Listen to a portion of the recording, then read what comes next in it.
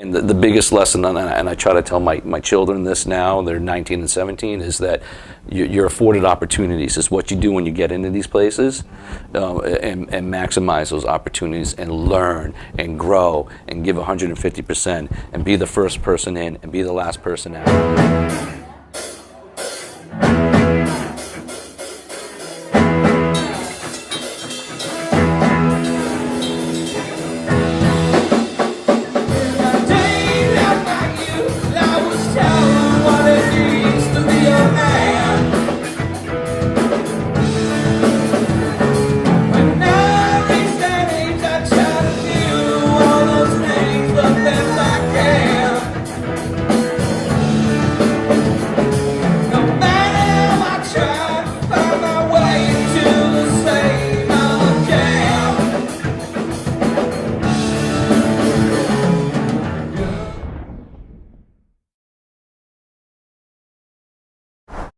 Well, I think I got to take you back just a little bit. I started in the business in the surf industry back in the early 90s, and these brands were built around cultures. They were lifestyles, and you wanted to be a part of that California lifestyle. Now, it didn't matter if you lived in Wyoming and there was no beach and no ocean, you still wanted people to perceive that you were like part of that California lifestyle. So these brands, the OPs, the Massimos that I worked for back in the day, were selling cultures. And that was one of the most important things I ever learned when I was starting to do my own brand, that it's not just about a garment, it's about a culture or lifestyle, because everything that people wear, they're saying something about who they are, what they want to be a part of. And for the brand Cult of Individuality, when I started it, first of all, the name comes from, it's an oxymoron. You really cannot be in a cult, but be an individual. So it was kind of interesting, but it became more of a philosophy, a way of life. And I think even today with the youth today, everybody wants to be a little bit different, right? Everyone wants to stand out, be among the crowd of people and be unique. And that's really what the brand encompasses. As we started doing product, and you go through a learning process, because you got to start baby steps, you got to walk. Started the brand with 8 pairs of jeans, 4 boot cuts and 4 relaxed fit jeans. That's a different approach, because a lot of companies start with shirts because it's a lot cheaper to get your foot in the game that way. So you started with denim. Yeah, which was, we started in 2009. We're rounding right up to our 10-year anniversary right now, coming up, knock on wood. And it's been an amazing journey and an amazing transformation and an amazing growth and learning as we go through the process. But what I've learned, especially in this business now, is that we need to, the end consumer, especially in the world of today, with social media, all the e-com, everything, they want to know what's going on behind the scenes. They want to know about the people that are behind the brand, because let's face it, there's a lot of affordable options out in the market for products. With the big mass conglomerates that are out there doing disposable fashion at a price. Then the little guys that keep popping up. Yeah, it's a challenging business. So for us, we need to say something about who we are. And I'm going to tell you, it's been a journey. The brand, fortunately, has really resonated in the music industry, and it's become this brand of choice for the musicians out and doing their craft. And for the longest time, I try to work out. I don't work out that often, but I would work out in my basement, and I would watch a television show called Guitar Sessions. And Guitar Sessions would sit and they would interview these artists, and they would talk about what inspired you, how did you get to where you are today, the creative process, the ups and downs of building their craft. And there's so much symmetry that goes on between music and the clothing, and I sat back and I'm like, God, it's the same thing that I'm doing, building my craft, and I'm in a band as well, and I just could relate to everything that they're saying, and just started to really build, because the brand wasn't a huge brand. And the one thing that I always took again to bring back to the surf industry, the people that started the brands, OP and Massimo, lived the culture. Right, so they surfed. Or you look at Jeff Burton, who created Burton Snowboards. He lived the culture. No posers. No posers, exactly. And And I had a PR company that sat back and they said, Ron, you're a musician, you're artistic, the brand is resonating. We had so many musicians that started to reach out. This brand is becoming that, so let's build it around this core audience. And I mean, we've been so fortunate to, one individual said to me, and I've hung on his words forever, he said, Ron, your brand is very interesting because it can cross-pollinate so many genres of music, so many different ethnicities, where a lot of brands unfortunately get a stigma. If you're a surf brand, you're a surf brand, and that's, yep. If you're a hip hop music brand, then you're that. If you're a heavy metal rock, but we're not. We're a clothing brand that celebrates being an individual, and we treat everything that we do honestly as a piece of art. We go into a design process because we can't afford to do basic, simple things that people could go out to the market and buy at an affordable price. So everything we do has got to be unique and different and treated it as an artistic palette. And denim for me has always been that artistic palette at how we can make it special, make it unique, make it look like it's one of a kind. Is really what we do. And it's again, it's just been so fortunate to see so many different musicians. And I can't tell you how many times, hey Ron, I was on stage performing and so from this band was looking at what I was wearing and said, hey, I love that stuff, and do you mind if I give? And it's really been an organic growth process right now, which is also very rewarding.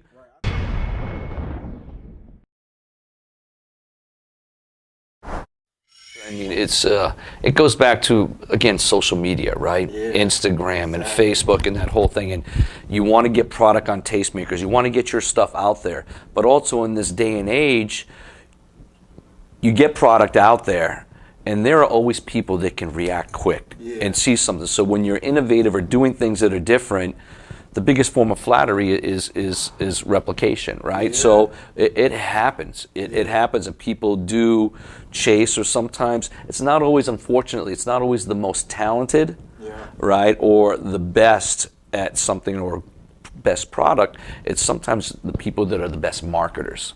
And marketing has become such an integral part of the brand. When I started 10 years ago, it was a different day and age. You built a product. You could do a photo shoot, maybe put a couple of ads in a magazine, and then your salespeople would go out and sell. And that was the business, right? And people looked, so the product was the product, and then you did some advertising, but it's changed now. Now you're going into Instagram, you're going into Facebook. Is so-and-so wearing it? Are they getting 1 million likes wearing it? Are they promoting your product? So it is definitely more challenging to build and promote. We've always been the more organic with it, so it is challenging to maybe say keep up with the big boys that are out there. And there's always going to be brands that come out and take off really quick because the right person wore it, the right person talked about it. And I mean, that's the nature of the beast. And God bless everybody. Everyone should have an opportunity to be successful and do their thing. And for me, I just got to worry about me. And just be creative. I mean, be creative. That's it. There's a saying here that we live by: don't follow in the footsteps of others, make your own strides in life. And that's really what we do here.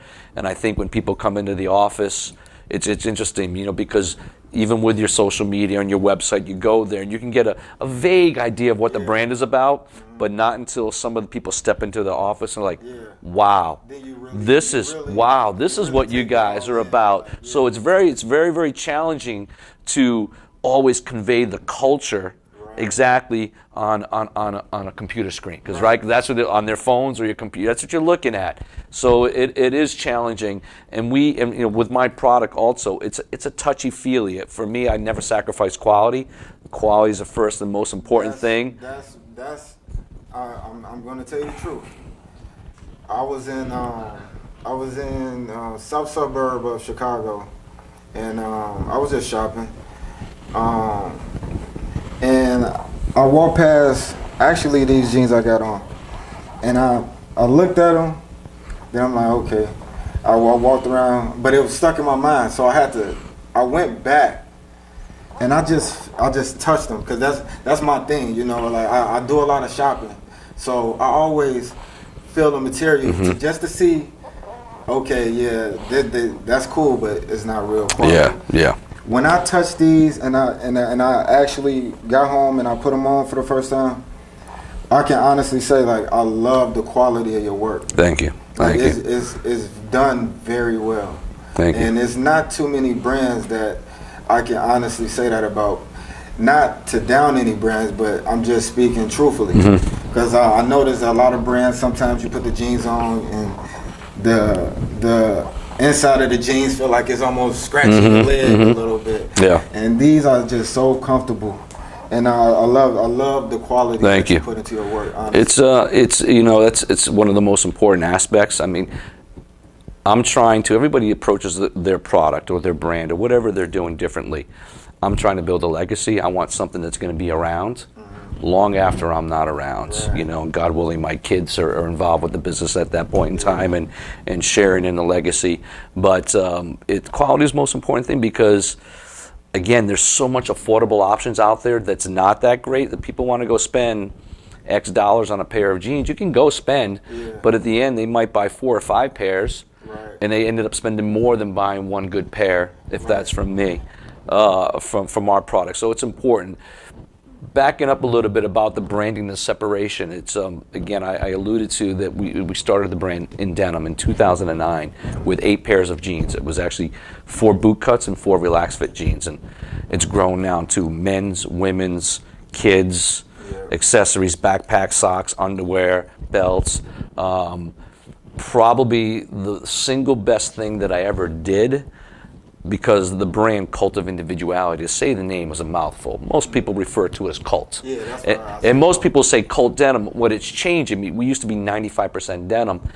I'm 50% denim now. The sportswear, the outerwear, all the activewear, fleece and t-shirts, that's taken off. But the single best thing that I ever did, and it didn't happen until 8 years into the brand, was to come up with the logo.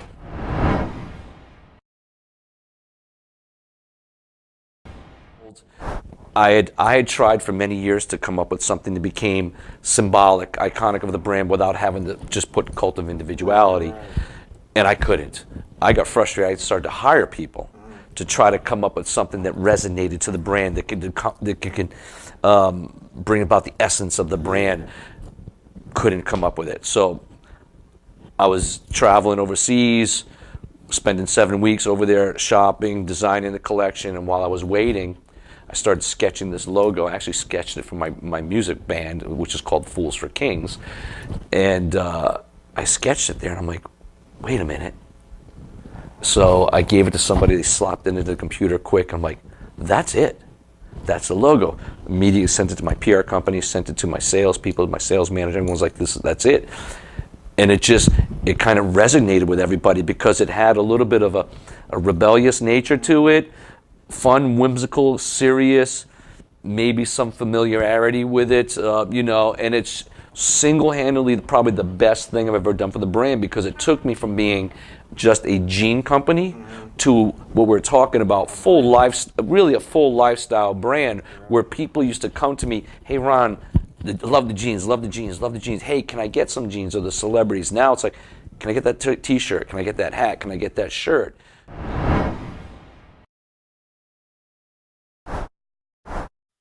I grew up in Rhode Island. Rhode Island. I little surfer guy living now up in Rhode Island, and went to University of Rhode Island. But when I was in high school, I was taking advanced art classes, and which applied to credit for college.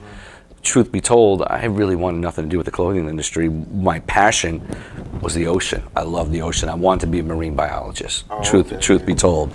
So, long story short, I ended up going to the University of Rhode Island, but I started my own t-shirt brand while I was there. It was called Ocean Motion, and I was taking it and I just started drawing it, taking to a local printer, printing t-shirts, and selling them to local t-shirt shops, just around surf shops around the neighborhood.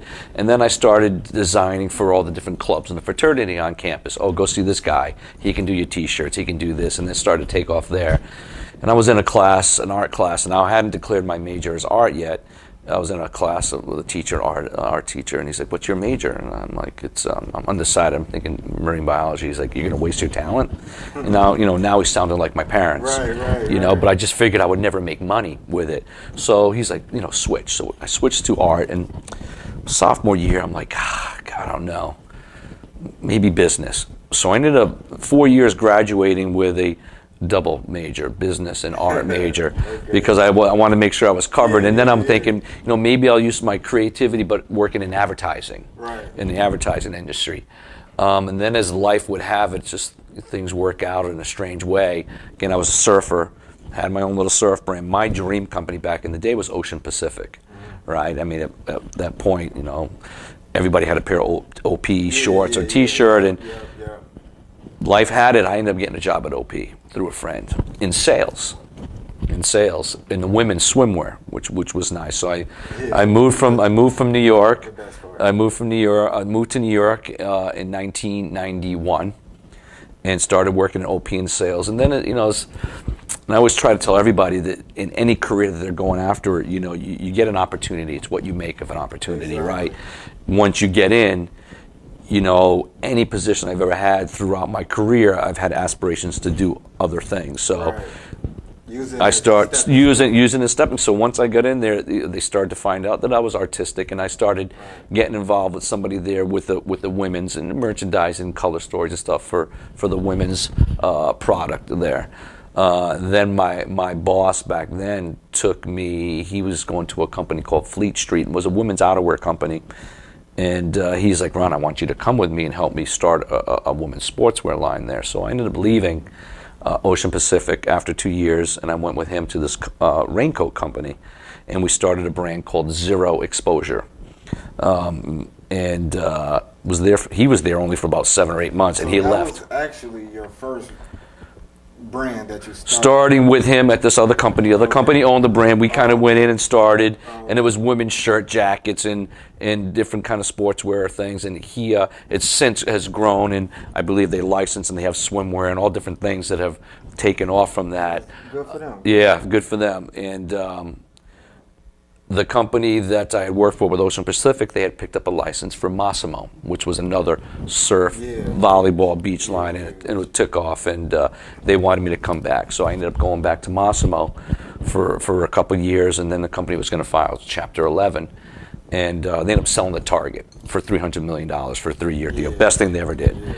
So I ended up going on an interview for a job, and I'll never forget this, and I'll verbatim, it said in the ad, it said, "Cool Soho-based fashion company looking for a director of sales."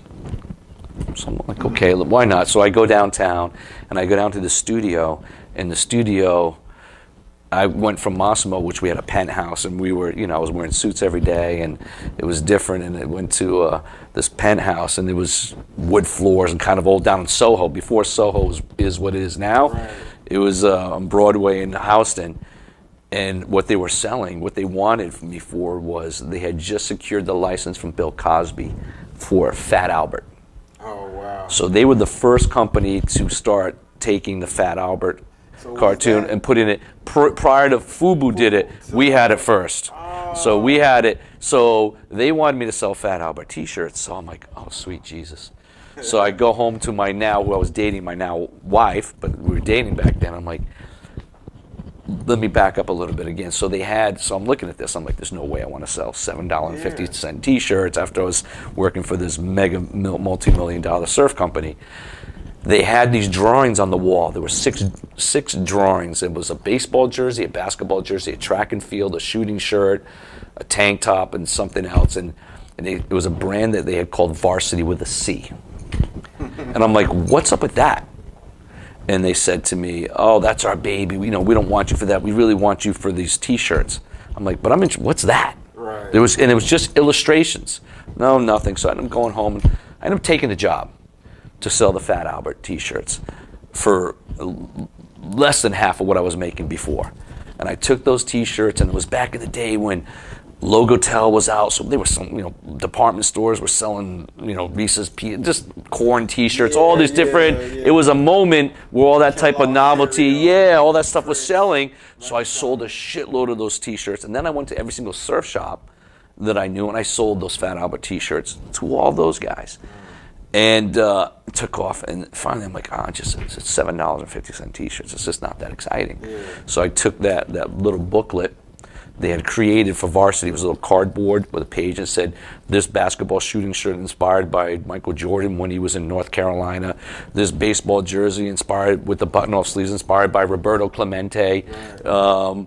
I took that thing, I went to a retailer, I said, listen, I need you to do me a favor. I need you to give me an order on this stuff. He's like, where's the samples? I'm like, don't have any. He said, what's the prices? I'm like, don't have any. Let's figure out where we need to be. Yeah. So I got a $17,000 order from this guy, and I went down to these guys, and I said, listen, we're going to make this, or I have to leave. Wow. And that was the birth of, for me, starting a brand from scratch. And we just got involved. We were making things down in Soho and different shops down in Soho. Fast forward that 7 years, we turned that into, it was small, it was about an $8 or $9 million business, but it was everything, sportswear, activewear, denim, everything. But that was my true entree into building a brand from scratch, from nothing, whereas before I was working for other companies that were existing brands. And that really got the itch going.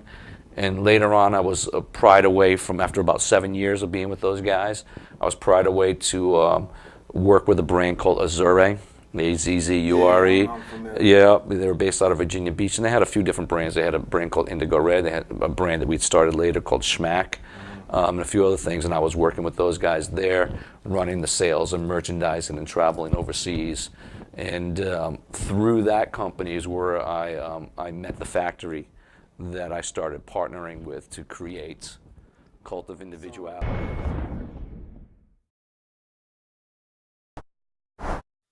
It's an interesting situation because I really kind of went about this the back door. I didn't go to school for design. Right. That wasn't, I took art classes and finished with art, but it was graphic art. Mm-hmm. It wasn't design. It wasn't fashion design, fashion merchandising. It was business. So a lot of the things I took my eye, my sense of fashion, and everywhere that I went, start to absorb and learn and grow. My, transforming from a surf market to, a swimwear market to a women's market to a streetwear brand, right? So it's every part was a learning process in getting to where I needed to be. And it seems like you excel. It's just hard. It's a lot of hard work. It's aligning yourself with the right people. There's obviously luck and opportunity.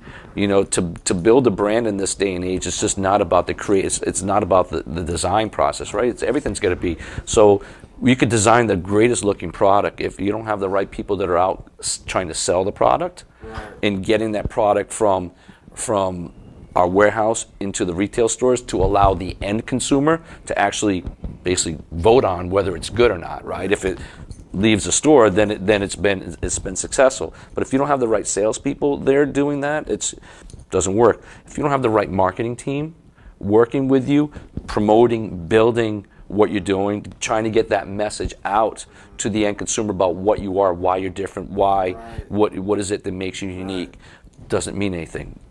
If you don't have the back end, the warehousing, shipping, accounting, customer service, all those things. You can have the greatest product, sales, I've seen it happen before, you can go sell the product, but if your warehouse and your back end is unorganized and not efficient and they can't get the product out or you're late, doesn't matter. Yeah. The factories that you work with, production, you're not aligned with the right factories, the late deliveries, inferior quality. There's so many different components that go in. People will look at different things and say, wow, that's amazing. But to get from here into the store is a different process. I spend twice a year, I'll spend 2 months away from my family to go cocoon myself into an area in Asia and design. Because it's when I'm here in the U.S., my business sense shifts from marketing and sales to design when I'm there, and we have to shut down. It's constantly so much going on. It's nonstop. I think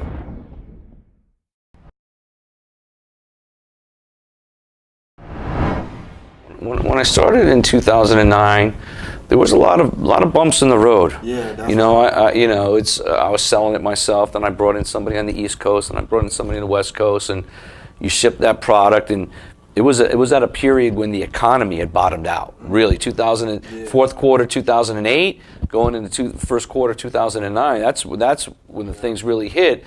So it was challenging, you know, and people weren't necessarily looking for something different or whatnot. So, you know, it was a massaging process. I was, again, back a little bit.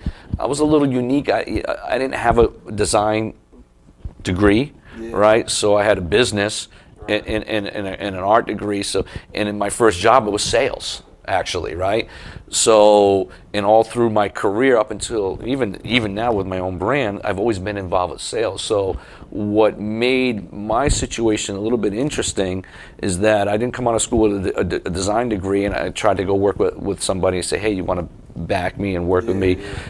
Because but what was interesting is that, you know, I had connections. So I had connections with the specialty stores, with the department stores, with, you know, the closeout operations when there's excess inventory, marketing relationships. So I was able to bring elements to the table where I could go design and then go facilitate the other elements that go into building a brand. So to answer the question, when did it start to resonate where I felt like I had something? Probably not until about 2010. You know, it was about 2 years. 2 years. It was a grind process, because also jeans are an interesting thing, right? And it's changed so much in 10 years. It was all back in the day. You couldn't think about a guy wearing stretch jeans. If you brought that up, oh my God, no. Now I'd say probably 40% of my customers are out there and they're buying stretch jeans and they're wearing slimmer cuts. The fits change, the styles change, the fabrications change.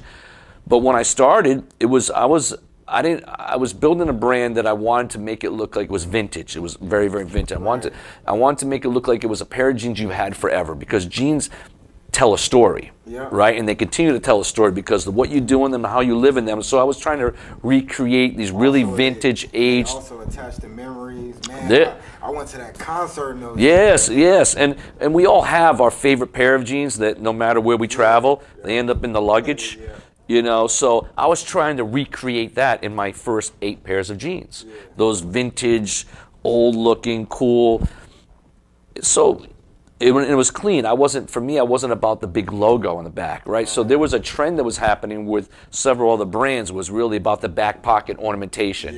And they were out there, and people were like, oh, I know what that is. I know what that is. People walked around with my jean. You couldn't really tell because it was a cleaner jean. It was really about the fabric, the fit, and the wash. So it wasn't a walking billboard, right? So it took a while. It was really what was going on in the back wasn't as important as what was going on in the fronts.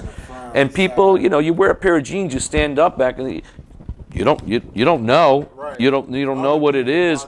Watching you walk down the street. But they don't even know if there's not a big, you know, there were jeans out there that were doing the big thick stitch and the crystals and the whole thing. That wasn't me. So those guys, oh my God, I see that. You start seeing it. So mine was a much slower, methodical build, and I would always sit back and say, listen, if we can make it clean, the longevity of the brand is there, because trends come and go. So if these other brands are selling because of the big ornamentation of things that are going on, when that dies, or their jeans bedazzled. Yes, when that dies, then what do? You know, and you know, fast forward, it's worked out. But there were times where people said, Ron, can't you add a little thick stitch? Can't you put a little crystal on there? I'm like, no, that's not me. That's not me. For the longest time, things that went into the brand, if I personally wouldn't wear it, it would never go onto the line. I mean, I've had to change since then, because as I get older, I realize, you know, what some of the 20-plus-year-olds are wearing isn't necessarily what I'm going to wear. So it's evolved, but you got to be flexible. But it probably wasn't until maybe 2000, going to the end of 2010, 2011, where the industry started to change a little bit, but then people started like, hey, culture started to take off, right? So I went from stores carrying a couple styles of jeans to maybe 4 jeans per month, maybe 5 jeans per month, and that's when it started to take off. and you'd walk into stores, and stores would have walls, stacked with the jeans. But then you're going 5 or 6 years. But there were people like, man, it's just not happening yet. It's just not happening yet. I said, it's a slow. And I would go back sometimes, and I'd be like, am I doing something wrong? Right. Am I being stubborn? Because I am stubborn. Normally, people will look. We all look do trend forecasting, and we look at what the higher contemporary people are doing, and you look at that, your color stories and this, and I kind of look at that, and we take some of that in. But sometimes I just kind of go with my gut, with what I like, what I'm doing, and fashion is cyclical. And I look back to the 70s and 80s and things that were going on there, and you take elements and bring it in. The brand really started to when again the sportswear and the stuff started to take off, because then you had tops that were advertising with the name, and people knew what was going on, and I've seen that, Cult of Individuality. And back then, before the logo came out, it was Cult of Individuality, and a lot of things were, because it was the brand was built initially around things that were cults or things that I was into. So music, surfing, motorcycles, things in and of themselves that are cult, have their own cult following. So the brand was kind of in that world, and again, it's morphed a little bit since then. I'm fortunate to have 2 other designers that work with me now as the brand has grown, and it's really become an amazing process with these 2 gentlemen, because one guy is so into the Japanese Americana thing, so he brings that, and he's really a historian of the denim world, and brings that passion and that energy.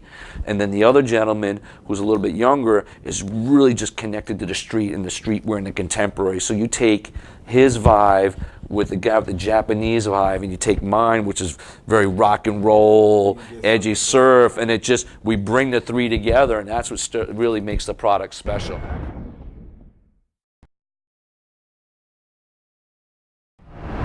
You got to absorb all the information. So I have my sales manager here in this office, and he's constantly feeding me information. Hey, this is doing well. Hey, that's not doing well, right? So every season you want to build off of the successes, kind of push away the things that were failures.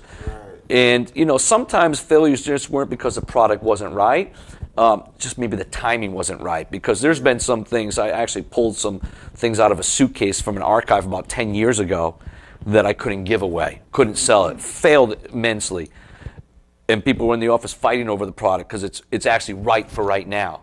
But it was so long. But just when I was doing that stuff, people would try to sell to the stores, like, yeah, Ron, that's cool. That's you. That's not my customer. So yeah, we have to pay. You can't be like this and be like, I don't care. You gotta pay attention to what's happening. But the challenging, here's one of the biggest challenges. And there's a book, and I have a friend, again, I talked about the music industry being really a perfect marriage, and I have a friend who manages several bands, and he gives all of his band people that he manages a book called Crossing the Chasm. It's a good book. Check it out, Crossing the Chasm. And essentially, it's about a bell curve, and at some point going up the curve, there's a gap. That's the chasm. And for brands or bands or whatever it is, any product, you got to cross that chasm to eventually, or you just drop down and never happen. Right. Now, the general philosophy is you can't be everything to everyone. Right. So you have to kind of pick, because if you try to make everybody happy, eventually it's gonna fall. You're gonna spread yourself too thin, and that has also been a challenge for the brand. Because we live we used to say it was a big, vast country. Now it's a big, vast world, right? Yeah. But if we just break it down to the United States, I could say 4 geographic regions: the West Coast, California; the Southwest with Texas and Louisiana; the Midwest with Chicago and Michigan; the Northeast, and then New York and Jersey, and then say down Florida and whatnot. All the trends are different in each region. Yeah. So it's very, very difficult sometimes to make everybody happy. And it's from, whether it's down to a simple, I had at one point 10 different fits in my brand for jeans, trying to make everybody happy. And it's hard, because then you start to dilute, so I can't produce or sell as much of one thing, because it's a little bit here, it's a little bit here, it's a little bit here, a little bit here, and with the variety and the vastness. But the guy maybe in Chicago doesn't want to wear that skin tight jean. My guy in New York is wearing all the skin tight stretch, super skinny. So then you find yourself in the design process, wow, okay, I might do in a season 70 jeans, right? Because we might ship 10 per month. So 60 jeans. Then you say, wow, okay, what fit's that going to be in? Is that going to be in my Rebel Straight? Is that going to be my Greaser Slim, my Rocker Slim, my Punk Super Skinny? I'll sell a lot if I put it here, but I got to make sure. And it's a very, very challenging. And I'm waiting for the magic wand to tell me how to make it easier, but it's so challenging because everybody's so different. And then as we start branching out, leave our amazing country, and we start going over to Europe, right? And you start going to New Zealand and Australia, and trends are different everywhere. In terms of fit. Now they might like the style and they might say, okay, a jacket's a jacket, I'm going to buy that. But when it comes to the bottoms, very, very, very particular, very, very challenging in this day and age.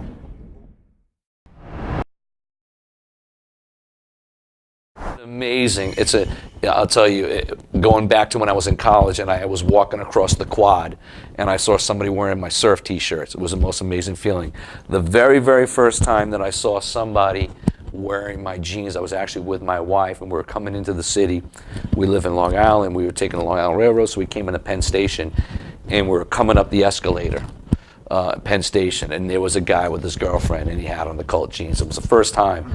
But I'm going to tell you, it was years before I saw that. And I would have people, oh my God, I saw someone like, well, that's nice. I've never seen anybody wearing, and it's a different thing especially when it's organic. Yeah. It's not like you're going to an event where people know you're coming, so they're going to try to wear it. Yep. But when I can't imagine, because I don't do the clothes, but I can't imagine the feeling that you would have just outside randomly and seeing a complete stranger wearing what you designed. Yeah.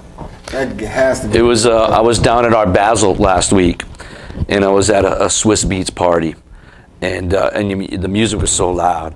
And you couldn't move because it was insanely packed. But there was a guy standing next to me, and I think I had Colt on, a jacket or something. I think I was wearing that jacket behind you, and he was looking at me. And then looking down, and I looked down, and he's wearing the Colt jeans. And it turns out he's a stylist and a fashion editor for GQ magazine, which was great.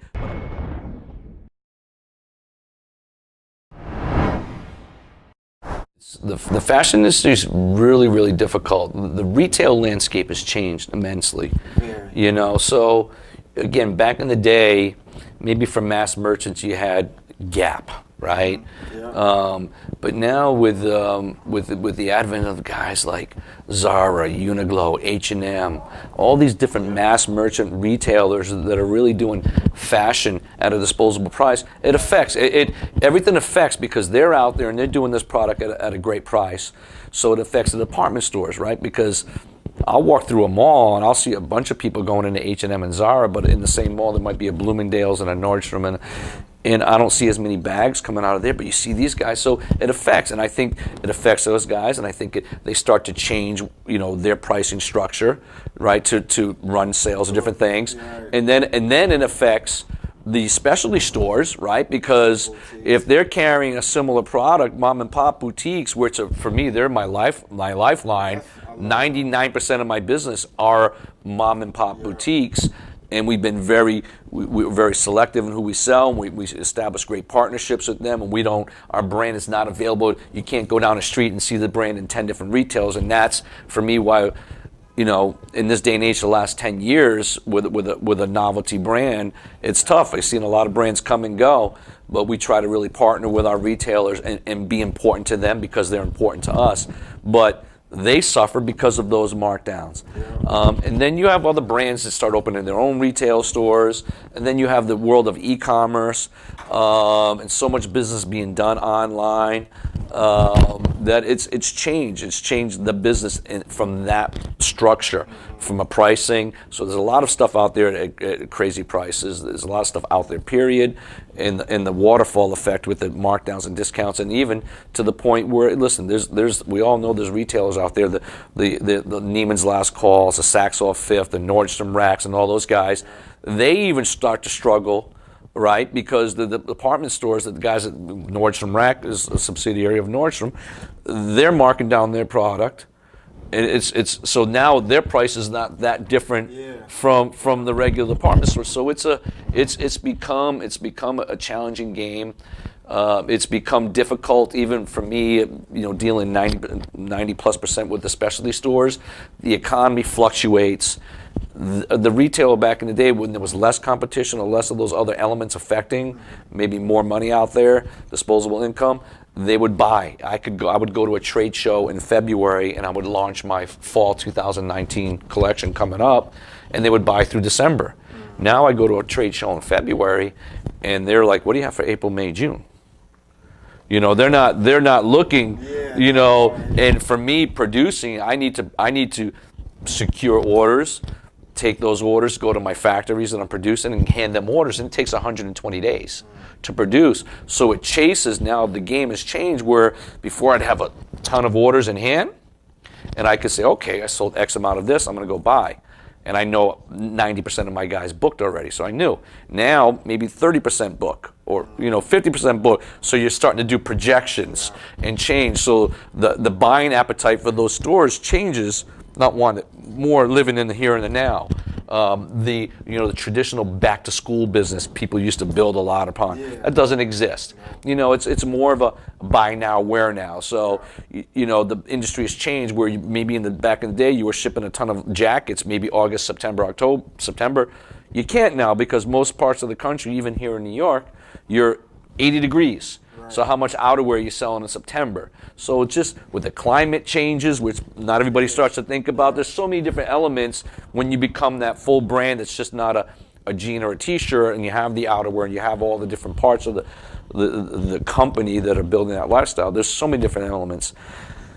And then you take that marketing stuff, and again, it's the Instagram and the tastemakers and the bloggers and the people that call themselves bloggers. To me, there's no more such thing as a blogger. Back in the day, used to actually, like you right now, right? You're learning about, and then you're not just a picture. There's owning your own brand. It's 7 days a week. It's 24 hours a day, and again, I can't emphasize. It's not a one-man. It's not a Ron Poisson show. It's a team. We're a team. You got to have all the right people in that live the culture, believe in it, and give 150%. And it's not easy. But again, having the right marketing team that could be. We might be on the phone. They're waking me up sometimes at 5 a.m. Hey, what's up? I'm like, listen, I love you guys, but it's 5 a.m. I went to bed at 3 because I was on the phone with the factory until 2 a.m. But it's a 24-hour. You can't sleep because there's always going to be somebody that's hungrier. It's challenging. I really salute everything that you're doing, because I understand, because I've done 40, 50 interviews, and I really understand how challenging it is, especially for brands that was around before the internet. Mm-hmm. A lot of those brands had trouble figuring out where do they fit in with this new social media. Mm-hmm. Some caught on, and some was like, okay, then once they got the hang of it, then. But I always want to salute people like yourself that was doing it for such a long time, because this industry is cutthroat.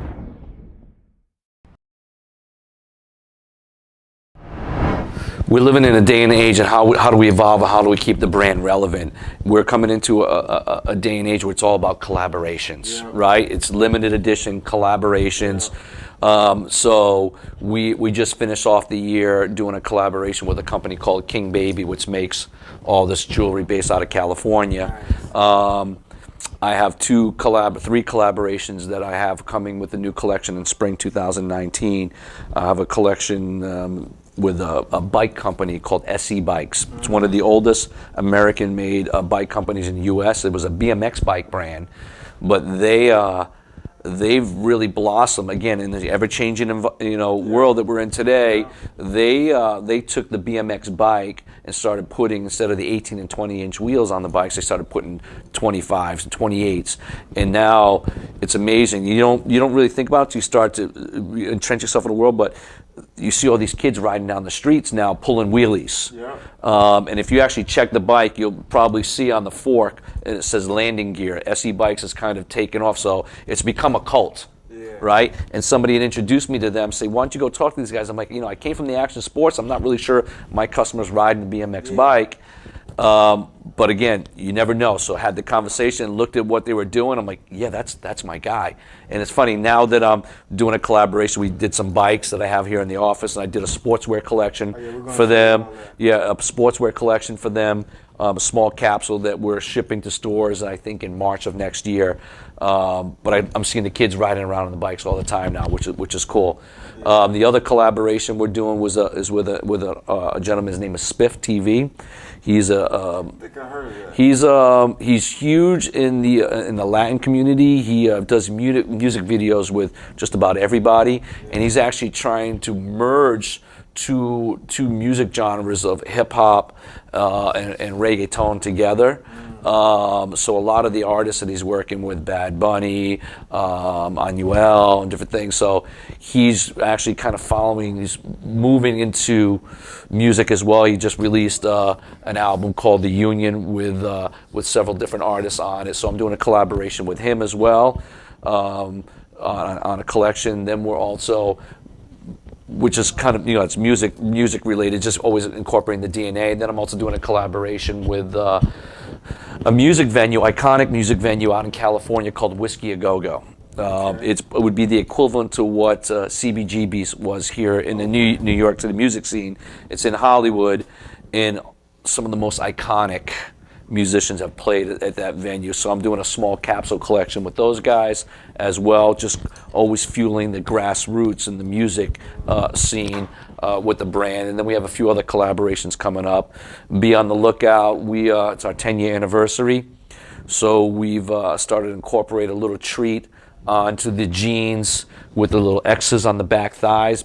One of the things, as we were talking about, we were talking about earlier, one of the reasons why it took so long for the brand to really start to resonate, because it really was becoming just pure end consumer appreciation of the fabric, the wash, the fit. It's hard to know what you're wearing. So probably the second best thing, the logo being the first. There was I put the double X's on the right calf of the jean going into 2019. So when you're walking down the street, you'll see the two X's on the back of the jean, and now it's also going on the jackets for the 10-year anniversary, and that's just going to continue to roll on. Yeah, and then we have a few other collaborations that are in the works that I can't completely release yet, but a lot of cool things, and we're going to be having a couple of 10-year anniversary parties. One on the East Coast, one on the West Coast, as an appreciation. Yeah, it'll be great. And I can come through and film that, and man, because I really admire the brand, and I just really want to say thank you for the opportunity to sit down with you. Your story is amazing. I knew it would be, and I just wish you nothing but success, man. Thank you. Thank you so much. It's a pleasure. Yeah, man. Thank you so much. TV, Cult of Individuality. We here in New York, and we out.